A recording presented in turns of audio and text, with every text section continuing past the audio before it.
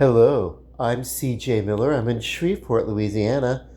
Across the Red River is beautiful Bossier City, Louisiana, and I'm here in my kitchen, and I have just pulled out this sheet pan, this oven pan, with the rim. You don't want to do this on a flat cookie sheet. You need one with a lip or a rim or something, but just a sheet pan, and the ones that I have basically are typically uh, um, an eighth of a sheet pan of a professional sheet pan, and that works in my kitchen, and they're the ones that I got from Gotham Steel. So this is a oven uh, chicken, an oven barbecue chicken. You can see the steam coming off of it. Uh, that's how recent I just pulled this out of the oven. So when I bake a chicken like this, I'm going to let this rest and let those juices come back into the chicken, into the meats and everything. So we don't want to lose too much of the moisture. This is so simple. Use your favorite barbecue sauce. This was a Kraft barbecue sauce that I picked up out of a store. Basically, take the chicken quarters, lay them out. There's about 8 of them on this sheet, and I put them in my oven at 375. Let them go for about 55 minutes to an hour, because there's a lot of them on here. So I want to make sure that it gets, cooked very well. I didn't worry about preheating the oven. I just put them in. So the preheating part of it kind of, maybe it's in there, for about 5 minutes as it's coming up to temperature. So there's probably about 50 minutes of actual cooking at 375. Then while it was in the oven, I just opened the door and took my favorite barbecue sauce or whatever I was using. It's not really my favorite barbecue sauce. It's just what I had on hand. No special blend to it. And basically just kind of like poured it from the bottle directly over the chicken. It's going to give some barbecue sauce flavor. It's going to cling to it and stick to it. Uh, no no need for a recipe to do this at all. You just put it back into the oven for about 15 minutes or so till the sauce kind of bakes up and clings onto this chicken, and you've got your barbecue flavor on your chicken. And try to avoid in an oven. Try to avoid putting any kind of garlic on your chicken. Garlic, when you bake it, when it roasts, when it bakes, anything like that, it becomes bitter. So unless you want to experience a little bit of a bitterness, you don't want to do that. And this is going to last. I'm about to begin my meal at around midnight, so I can have my dietary counts start all over, my carbs, my calories, all that. And then I'll have some of this all day Sunday.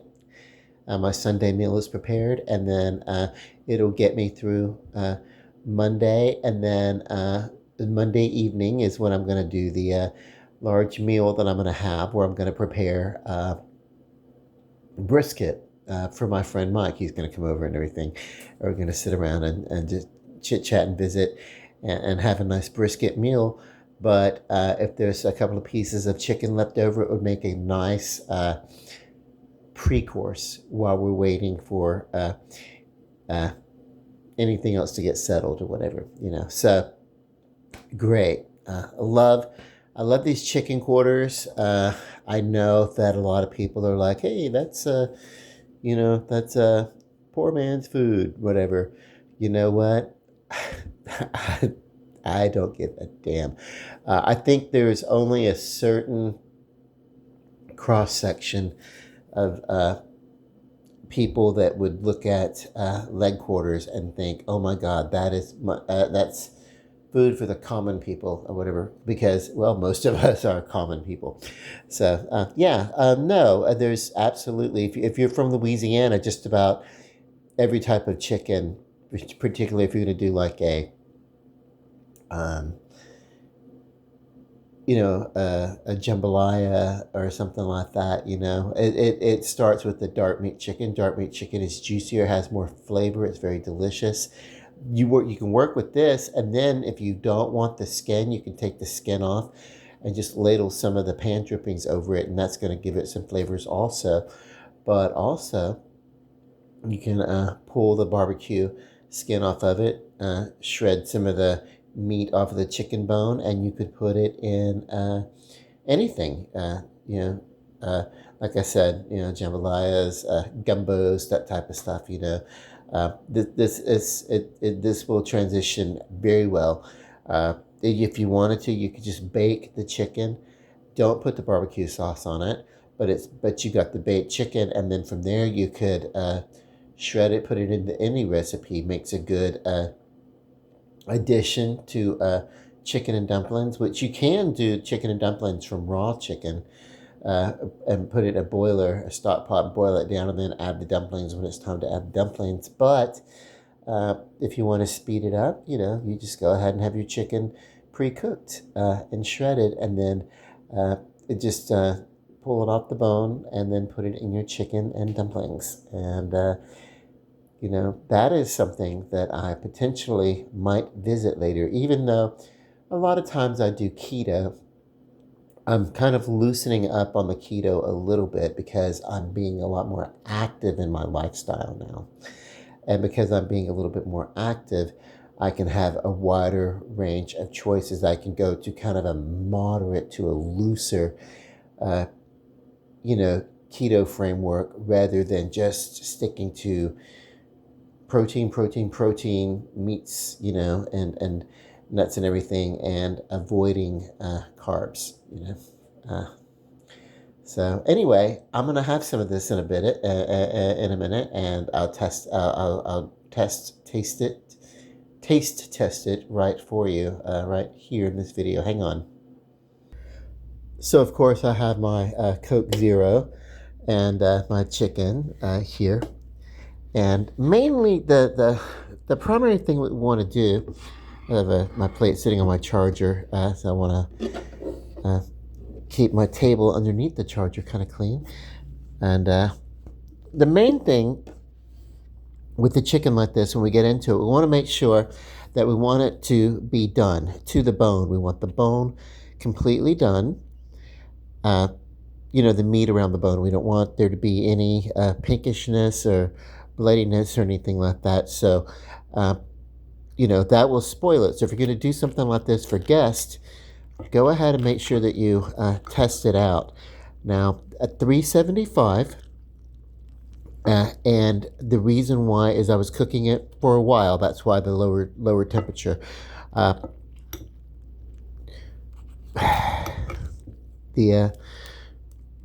Okay, so this looks thoroughly cooked on the inside. That's the main thing. So grab a piece off of the sheet before you would serve it to people. Test it. Make sure it got thoroughly cooked. But you don't want it to be overcooked. You don't want these chicken quarters to get dry. And that is one of the benefits of using a leg quarter or dark meat chicken or something like that, is because it is a juicier cut of chicken than, say, a chicken leg. I'm sorry, a chicken breast. So a leg quarter versus like a chicken breast with the wing off the side. The dark meat is a lot more forgiving when you're roasting or braising, even frying, and will retain moisture in the meat a lot more forgivingly than, say, an overly cooked chicken breast might come out as too dry. But then you would remedy that by dipping. So, and you can, if you don't want to eat the skin, which would be healthy, then you can just kind of eat a little bit of it or none of it at all. Just kind of get some flavor. Basically, it's here to bring the flavor.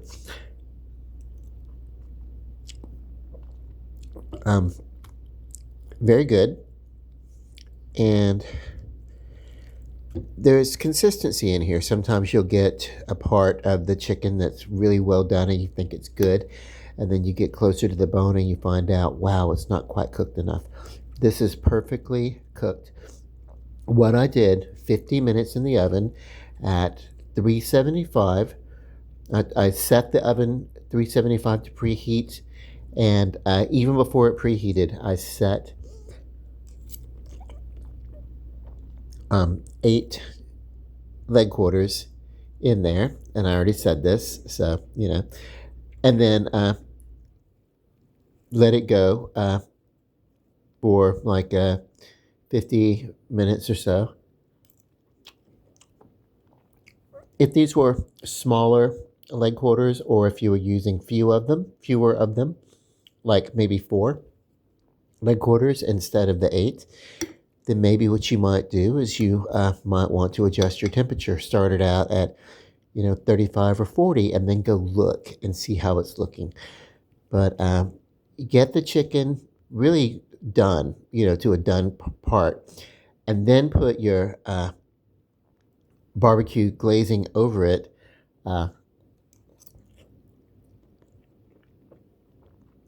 And then